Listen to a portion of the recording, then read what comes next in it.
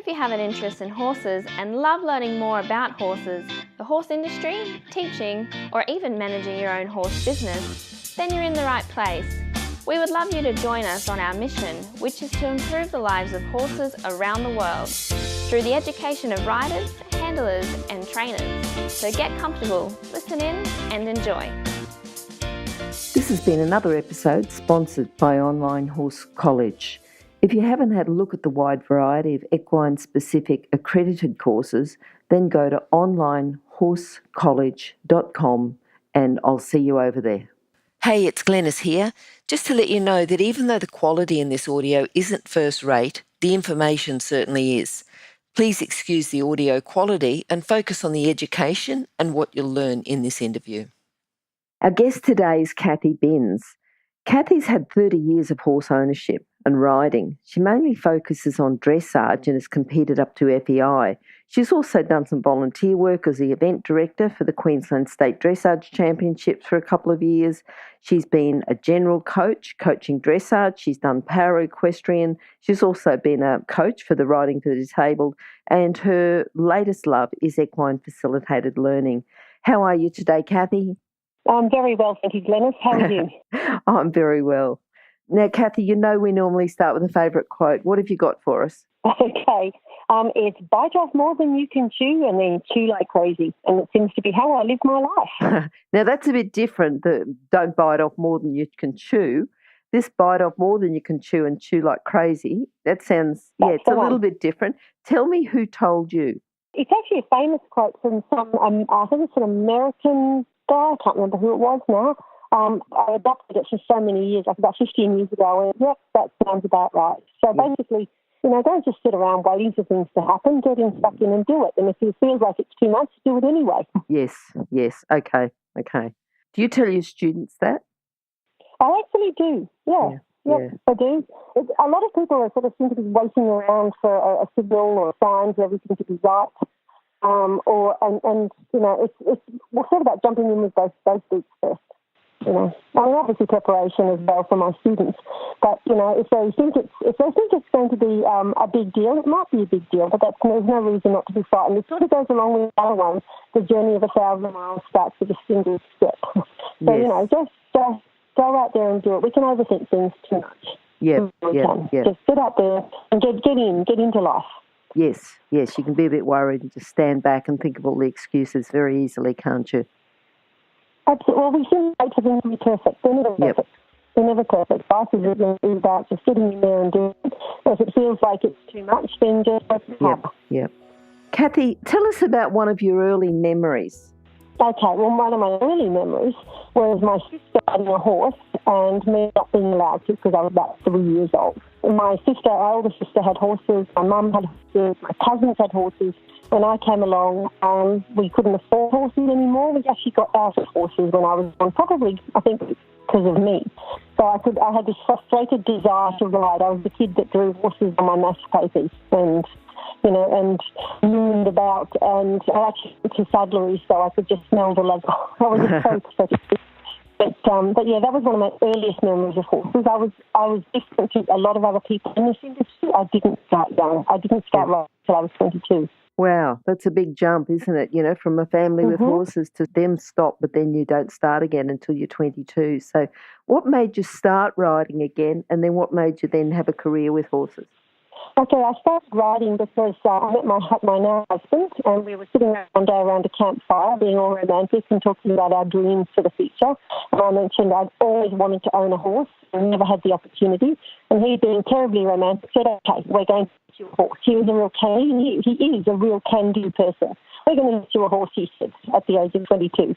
My first horse, and he's regretted it probably every day of his life ever since. But he got me into that was my first horse. She was a super horse. I did a little bit of everything with her. She was only small, and I'm a tall person. She was only a 15-hand quarter horse, but she did everything. She was fantastic. And then I got into it. I had a good coach, met some very good people in the horse industry.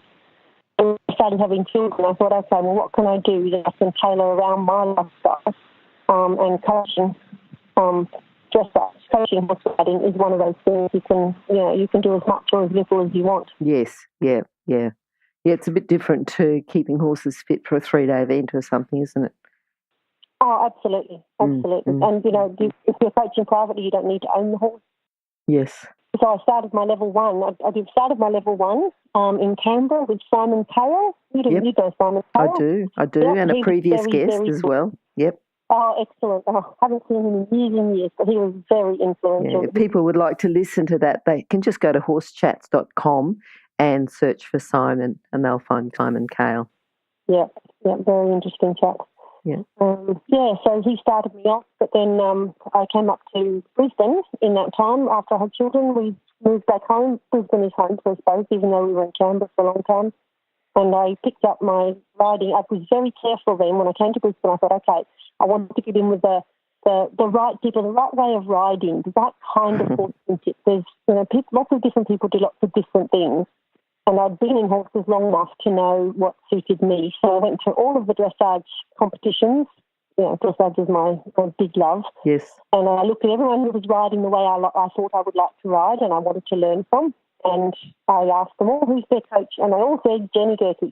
Yes. So I pestered Jenny Gerke till she took me as a pupil because she was always busy. Very hard to get into Jenny. She is. Yep. She's brilliant. She's freaking brilliant. Yep. I think she's the best coach. Yep. I'm going to say the East Coast of Australia because I think I've tried pretty much everybody. I don't know anything about the West Coast, but certainly, she is the best. Yeah, yeah. So, and I've never regretted it. Good. And she helped me finish off my level 1. She was a level 2 at that time. And I finished off my level 1 with her for the dressage, and then for the jumping, I went out to Trudy Business. So good people. What do you think then for people starting off in the horse industry? What sort of core skills and character traits do they need to have before they start? In the horse industry, that covers a very wide range of things, Glenys. It is. But are there some common skills that go across? Toughness. Yeah. Toughness, mental toughness, physical toughness. It's hard. It is physically hard. It keeps you fit, but you need to be prepared for a fairly hard slog. Everything's heavy, tailgates and floats, lifting bags and feed. It's a tough life. It's outdoors. It's bad. It's hard on the skin. It's worth doing. It's absolutely worth doing. But yeah, a bit of mental toughness, and you've got to be prepared to, be physically tough as well. Yep. What do you think then's the best thing about working in the horse industry? Oh, working with horses. Yep. Absolutely far and away, no question. Just spending every day with these absolutely beautiful, majestic, entertaining, funny, athletic animals. They're all such personalities. They're all different. And just getting to know them as people. Yeah. Yes, they certainly are special. Yeah. Now, you've talked about Simon and how he started you off with your coaching. Who else would you like to mention that's been instrumental in helping you with your career? Not directly, because Jenny Gerke again is the big one for me. So she's the one who if I can ride like her, I'll be grateful for the rest of my life. Sure. So and her approach to training, she can explain how things work, how they should feel. She actually teaches you how to ride, and a lot of coaches these days will teach you how to train your horse, but not address what you need to be doing as a rider up there. But indirectly, I'm going to have to say Heath Ryan. I read everything I can that Heath Ryan writes because I find him so inspirational, and he's really grounded. For a guy that's achieved what he's achieved, so he's always got time for the little guy. I run the schools tours of the CDI, the behind the scenes tours that the schools are allowed to sign up and come and do. And if he's going to be on the Brisbane CDI program, I know he's always going to give me the time and chat to the kids. And he will talk to the youngest child about their pony club ponies just as seriously and interested as he would talk to someone about who's training a Grand Prix horse. He's just a guy for all people. He's a very generous person with his time. I think he's the longest interview that I've ever had. He's very generous. Yeah. Yes, that's right. As he said, I've seen him at lots of events now. Yeah. And he said once you give him a microphone, it's getting him to stop talking. But he's a nice guy. The first time I met him, I was at Dressage with the Stars, and I was sitting at a table with who just happened to have Chris Hector there, and Chris Hector was doing an interview for the Horse magazine for Heath Ryan. Mm-hmm. And I was just sitting there, in between events, and Heath came up to do this interview. And before he sat down at our table, he went around to every person, 12 people on that table, and he shook their hand and went, "Hi, I'm Heath." Oh, of course, we all knew who he was. But then he sat down and did his interview with Chris, and I just thought, that's just such old-fashioned manners, Just such a, I was really impressed with that. He didn't have any reason to introduce himself to us. Yep. So, just a nice guy. What about horses? Have you had a horse who's influenced you? Maybe the first horse you got when you were 22, or has there been another one that you'd like to mention? The first one at 22 got me started right, and I was 22, so I wasn't a child, and I was able to not make an emotional decision, so we went out and bought, with the help of a friend, exactly what I needed, which was something quiet, quite responsive, and a bit of an all-rounder.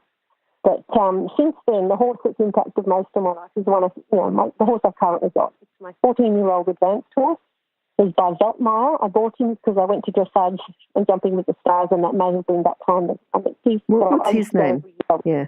What's his name, Cathy? I call him Womble. His show name is Wimbledon. But I don't know, do you know the Wombles of Wimbledon Common? Yes. So it was a children's program when I was a kid, and the Wombles are these little things that go around Wimbledon Common, pick up rubbish and recycle it, whatever. But yes, so I called him Womble, and I've still got him, and I'm looking at him right now in my front paddock, and he is such a huge personality. Yep. He really, he dominates the place with this massive, he's so intelligent. I have to padlock him into his stable because he can undo everything short of a padlock, and once I left the key in the padlock, and he tried that too. Wow, wow. He's a very smart horse. So when he gets out, all he wants to do is check out what's going on. He goes into the tack shed and rearranges stuff and, comes along the front of the house and looks through the windows to see who's home. He's just this huge person. So there's been lots of fun. Interesting to train, but when he was young, he had a bit of an attitude, a bit of a you and who's army when you asked him to do something. But once he clicked that this was fun, you can't work him enough. Yep. He meets you at the gate, shoves his head into the hole to toes you up to be saddled. He just loves his work. Yep. But he's by Veltmeyer, and they're apparently famous for that. What do you think, Cathy, is your proudest moment so far with horses? I can't really point to any one moment. It's more that there's many moments, and the moments are when you have a horse that you've bred and trained yourself, and it's going really well. And it's not just going really well for you, it's when someone else hops on it and goes, wow, this is good. That's my proudest moment, is training rideable horses for other people. I'm not a great rider. I don't look pretty. But, I think there's two different skills. There's riding and there's training, and there's coaching. There's a third one. But, I like to think that I do a pretty solid job of training a nice rideable horse for someone else. And it's a big responsibility because a horse will always have a good home to the end of its life if it's a good horse for someone to ride and to be around. Yes. So it's a big responsibility to give a horse all the training it needs to make somebody love it. And I noticed this in Canberra during the drought. The ones who, and they were left to starve in paddocks, were the ones that people were having trouble with. They didn't want to be bothered with it because it was difficult or tricky or, whatever. So if you can give a horse what it needs to be to make someone love it and work with it, then you've done a big service. Yes, yeah. So even if that horse passes on, as you say, if you've got a horse that's a nice horse, able to work with people, that's the one that people want. Yeah. That's right. That's the one that people want, the one they treasure for the rest of its life. Well, it's with children too, Glennis. I think if you give your children manners and, they know how to relate well to other people, then they're always welcome in people's homes. Yep. Wait, can you hear anything? No? That's because we're waiting for someone with a good quality horse product to be advertised here. If that's you, then contact us, horsechats@horsechats.com, and we'll send you the details. Thanks. So thinking about being a bit of a late starter, through to now being a professional coach, what do you think's been your biggest challenge? Was it challenging starting late, or what were the advantages of starting late? The advantages of starting late would be that I was able to sort of think a bit more. As an adult, we're able to bring less emotion and more analytical skills to things.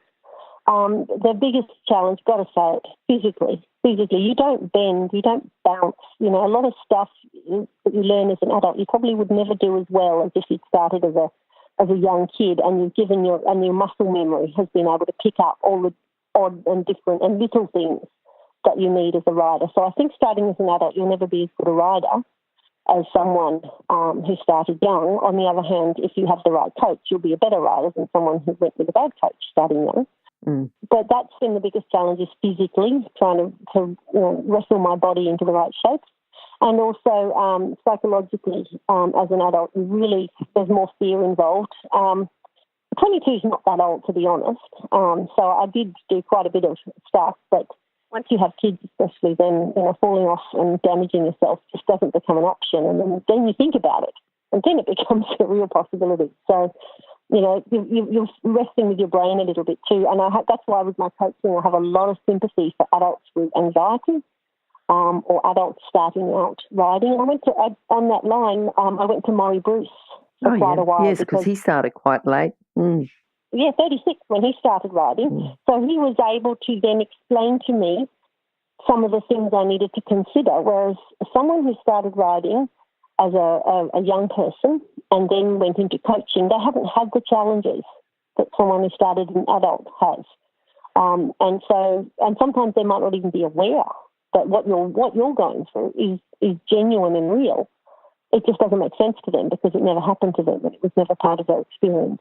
So going to an adult learner, someone who's been an adult learner, as an adult learner, I found really helpful. Just thinking about if you were teaching adult learners, what would you say to them when they're first getting started? What would your advice be? Well, my first question would be, what are you doing this for? What do you want to get out of it? Because then I can help you get that out. So look at your goals, yes. Look at your goals and let's see what we can do. I've never poo-pooed anyone's goals. If they tell me they want to go to the Olympics, well, let's just start with podium, but, let's not rule out the Olympics because the oldest Olympic competitor ever was an equestrian at the age of 72, I think, a Japanese dressage rider. So, yes. Let's not rule out the Olympics till you're older. Yes, okay. You know what I mean? So I'm not saying it's a real possibility, but I'm saying it's not something we need to think about right now. Let's just get going on this path. I guess my biggest thing is to adult riders is you must not compare yourself to other people. And we are taught as adults in our society that, this person's better than me, that person's worse than me.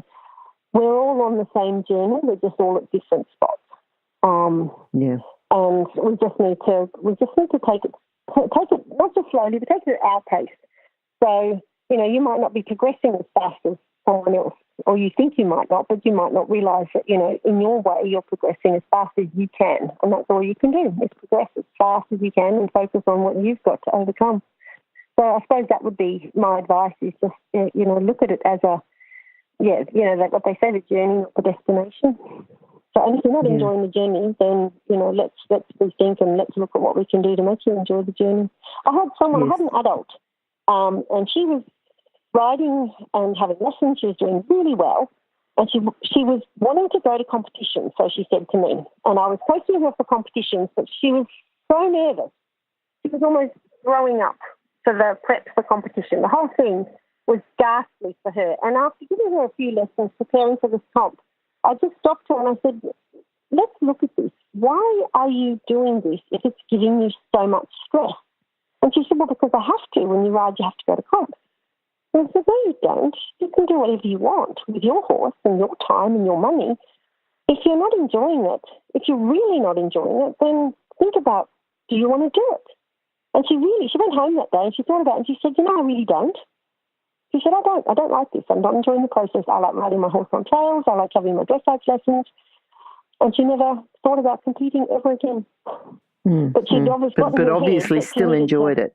Yeah, still enjoyed the riding. Yeah. Exactly. Riding is wonderful. Riding is wonderful. And, but she felt like she had to test herself by going to comp. I said, no, this is your leisure time. There are many, many things in your life that will cause you stress. There is work and there is family and there is, things you need to do. This is your leisure. Make it fun. Yes, yes. Cathy, thinking about the work you've been doing lately in equine facilitated learning, what's a common time when people would use equine facilitated learning and what can they learn from this? Right. Very broad range of things. Equine facilitated learning is extreme. It's basically beneficial to anyone. It allows the horse and the participant to build a relationship, and into that, as a facilitator, my job is to then build into the lesson and into the sessions whatever that particular client needs. So you're looking, and you know this yourself as a coach, Glennis, and you can come to lessons thinking what you're going to teach someone, but then you can see that there's a need there for something to be addressed. So you can, equine facilitated learning allows people to build relationships with a horse that might then show them something about themselves and their relationships with the people around them, for instance. It's very, very good for people who are shy to learn to become a little more assertive and more positive around horses, to get the horse to listen to you. Or for people who are not aggressive, wouldn't be the word, but far too assertive, come across a little bit bossy. Horses don't relate well to that. So you can actually allow the horse, teach the person, allow the horse to just display its natural behaviours within the lesson, within the session situation, and then teach the participant a little bit about herd dynamics and how the horses relate to each other, in order that they can then, they have to, and these are things that they can pick up about themselves rather than being obvious and showing it, that they can then take away into their everyday lives. That's for use at risk, it's useful. For people who suffer from anxiety, it's fabulous. Children with autism do very, very well with horses. I noticed with RDA that if I had a child with autism who came in a fairly stressed state, let's say, and anyone who works with children with autism might know exactly what I mean by that. Yes. If I have them on the horse, once they are riding the horse, I can almost guarantee that within 30 metres of the horse walking off, that child will have calmed down into an unbelievably peaceful state. There's something going on, specifically children with autism. Obviously, then riding and handling horses for children with physical disabilities or adults with physical disabilities, can improve your gross motor skills, fine motor skills. But children with autism or people with autism seem to relate to the horse on a really strangely organic kind of way. And there's lots and lots of theories as to why this might be so. But so very much children with autism with delayed learning, you can use you can allow the presence of the horse to benefit the child by teaching them. You can improve vocabulary, communication skills. It's just there are so many different things that horses can use. Having a horse present can be beneficial to humans. Yep. More so even than therapy dogs or therapy animals of another kind, because horses have a very special role in our lives. They provide an exercise facility. So the riding of a horse is in fact physical and an exercise, and it releases endorphins, as we know, that can also help produce calmness in people. And it also provides a mainstream activity that is very well received. For children and people with disabilities to be working with horses then allows them to participate in something that perhaps they couldn't do if it was soccer or tennis or, or some things that they mightn't have the physical coordination for or the mental aptitude for. They can work with horses because, working with a horse can be as physically demanding as standing brushing. And they've actually they did a test in... So there was a study done of 3 children who were very, very small, and they were actually hooked up to an ECG, and they brushed a horse, and they found that in the child that was with autism, they switched from, let me get this right, left brain to right brain activity while brushing the horse. Okay. And that was so left brain being logical and scientific, and right brain, I believe, being more intuitive and artistic. Yep. So they can be, so benefits can be as simple as that, from something as simple as brushing all the way up to, lunging a horse, riding a horse. And then it can also benefit the wider family as well, because then grandma can come along and take photos of her grandchild who has a disability, and then take them away and show all their friends who also have their neurotypical children who are out busy doing tennis, and now this grandma has her photos to show her friends. Yep. So huge. The ripple effect can be massive as well. Sorry, don't get me started. I won't stop. I think we need to get you back again, Cathy, to talk about this in a lot more detail, because there's quite, broad range of people being affected with EFL, but I think we can really talk about this and talk about it in a lot more detail if you're happy to do that. Oh, I would love to do that. It's just wind me up and press play, Glenys. I will talk all day about it. Will do. If you're an equestrian coach or a horse riding instructor, or even if you aspire to be one, have a look at the free video series for horse riding instructors on the Horse Chats website. Go there now. Have a look. horsechats.com. Okay, Cathy, but meanwhile, have you got a book that you can recommend to our listeners, something that's going to complement their training or something about EFL? Okay. The book, I thought about this because you did put me with some of these questions. Yeah. Tom Roberts, The Young Horse. Have you come across that book? Yes, I do know that one. Yep. Well, Tom Roberts was, as you know, an Australian horse trainer, horsemanship guru, long before Pat Pirelli, I think, was even born. Yep. And his series of books, The Young Horse, Fitting, and the Horse, I think they provide an insight into correct and gentle training methods. And they're Australian, which is fabulous. The problem is they're out of print at the moment. I actually went online and went looking for copies. But if anyone can get hold of a copy of Tom Roberts' The Young Horse, buy it and hang on to it. It's gold. I think that's been revisited a bit since then, Cathy. Oh, okay. Yeah, I'm not 100% sure. Just have a look in horsechats.com/books. I think there's something there that's been revisited. It is available, because we've got. Oh, fabulous! We try and do a link through to it. Yeah. Yeah, it's fabulous. It really is. Okay, no, that's good. That's good.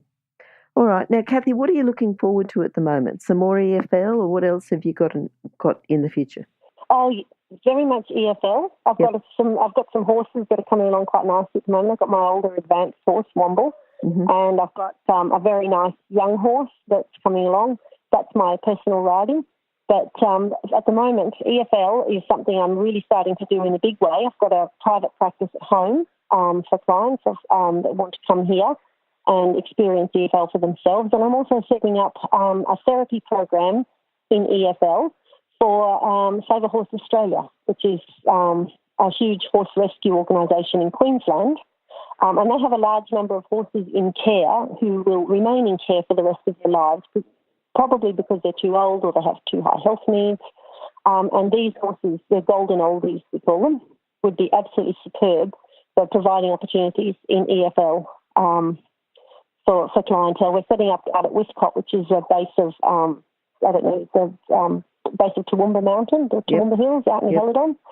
We've just taken over. We just entered a beautiful, beautiful sanctuary that we're moving to this week. We're in the process of moving. There's people driving horses as I speak.